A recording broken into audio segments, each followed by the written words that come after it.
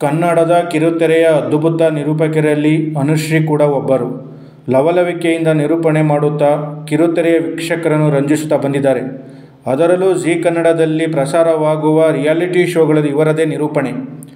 ಇದುವರೆಗೂ ಇವರು ನಿರೂಪಣೆ ಮಾಡಿದ ಶೋಗಳೆಲ್ಲವೂ ಸೂಪರ್ ಹಿಟ್ ಆಗಿವೆ. ಈ ಕಾರಣಕ್ಕೆ ಕನ್ನಡಿಗರ ಅಚ್ಚುಮೆಚ್ಚಿನ ನಿರೂಪಕರಲ್ಲಿ ಇವರು ಕೂಡ ಟಾಪ್ ಸ್ಥಾನದಲ್ಲಿ ನಿಲ್ಲುತ್ತಾರೆ.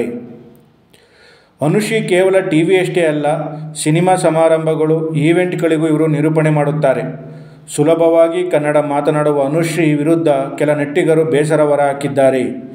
ಇವರ ನಿರೂಪಣೆಯನ್ನು ಎಂಜಾಯ್ ಮಾಡುತ್ತಿರುವುದೇನೋ ನಿಜ, ಆದರೆ ಅವರು ಬಳಸುವ ಒಂದು ಪದದ ಮೇಲೆ ಕನ್ನಡಿಗರು ಕಿಡಿಕಾರಿದ್ದಾರೆ. ರಿಯಾಲಿಟಿ ಶೋನಲ್ಲಿ ಹಿಂದಿ ಪದವನ್ನು ಬಳಸುವುದಕ್ಕೆ ಅನುಶ್ರೀ ವಿರುದ್ಧ ನೆಟ್ಟಿಗರು ಅಸಮಾಧಾನ ಹೊರಹಾಕುತ್ತಿದ್ದಾರೆ. ಇಷ್ಟು ದಿನ ಎಂಜಾಯ್ ಮಾಡುತ್ತಿದ್ದ ಕನ್ನಡಿಗರಿಗೆ ಅನುಶ್ರೀ ಬಳಸುವ ಪದ ಯಾಕೆ ಇಷ್ಟ ಆಗುತ್ತಿಲ್ಲ, ಆ ಪದವನ್ನು ಅನುಶ್ರೀ ಏಕೆ ಬಳಸುತ್ತಿದ್ದಾರೆ ಎನ್ನುವುದು ಗೊಂದಲಕ್ಕೆ ಈಡಾಗಿದ್ದಾರೆ. ಅನುಶ್ರೀ ಸದ್ಯ ಈಗ ಜೀ ಕನ್ನಡದ ಸ್ಟಾರ್ ಆ್ಯಂಕರ್.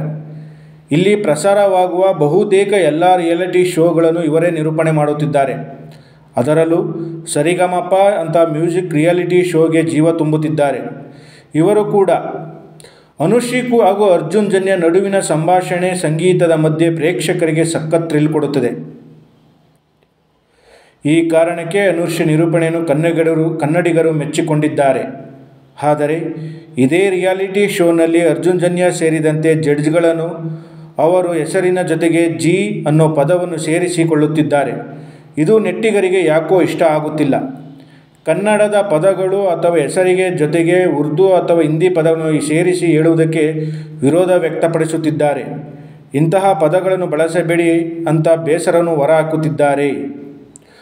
ಉಮೇಶ್ ಶಿವರಾಜ್ ಎಂಬ ನೆಟ್ಟಿಗರೊಬ್ಬರು ತನ್ನ ಎಕ್ಸ್ ಖಾತೆಯಲ್ಲಿ ಸಿಟ್ಟನ್ನು ಹೊರಹಾಕಿದ್ದಾರೆ.